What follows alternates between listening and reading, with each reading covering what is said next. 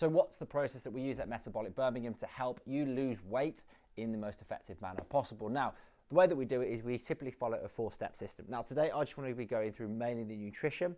However, we do need to start thinking about other factors like lifestyle and exercise, but that's a topic for another day. So what we do is initially our step 1 process is we focus on calories. Now, we know it's not just about calories, okay? But however, for us to lose weight, we still need to create some sort of calorie deficit.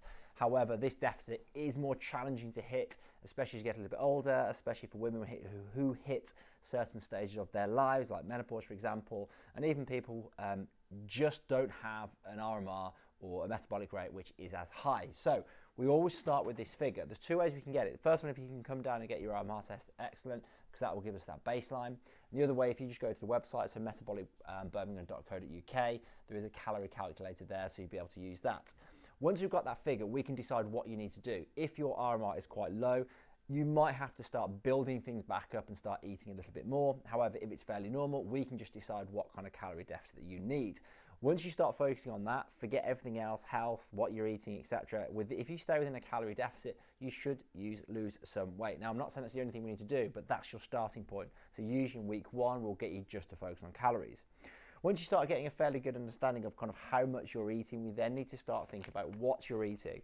And you've probably heard of these before, but your macros or macronutrients, these are kind of the 3 key food groups. So here we're looking at your proteins, your carbohydrates, and your fat. Now, when it comes to fat loss, we know that protein is the most important thing to get right. So if you're within a calorie deficit and if you get your protein fairly high, we can guarantee that you're going to maintain muscle, get a bit of shape, toe, okay, whilst still losing body fat.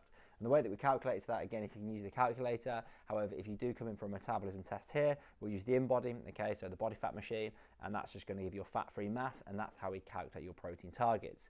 What we do with the accelerator program is that we focus on protein second, okay, so you've got calories first in week 1. Second, we look at protein, so you try and hit your protein targets, and that's when you really start understanding where you're going to get it from, how we should split it up over the day, and what's really the best sources. Once you've got your protein sorted, we can then start looking at carbohydrates and fat. Now, with carbohydrates and fat, if I'm honest, this ratio doesn't matter too much, providing you're within your calories and you're hitting your protein targets. What we normally use to dictate which direction you go in terms of high carb or high fat is preference, okay? So if you prefer to have high carbs, we can do that. Likewise, if you prefer to do high fat, we can do that too. The one thing I will say that about this, or to caveat this, is that we try and match it with your activity level. So for those who are doing a bit more activity, you probably will need a bit more carbohydrates, but this is more really for people doing high intensity and endurance-based activity. So normally, we don't need to worry too much about this, providing we're thinking about your macros and calories. So the next step, so once we've got our macros, once we've got our calories, we need to actually record what we're doing, okay? Now, we don't have to track forever. I'm not saying calorie counting is perfect.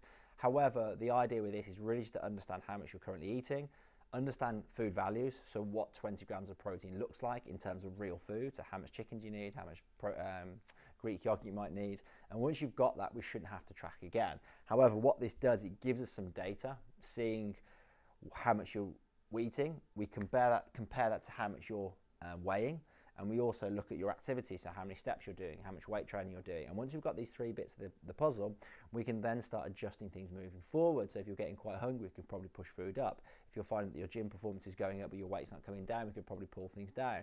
And this way, say, working with somebody that can kind of go through the process with you to make sure that you kind of can tweak things accordingly or properly can be really, really useful.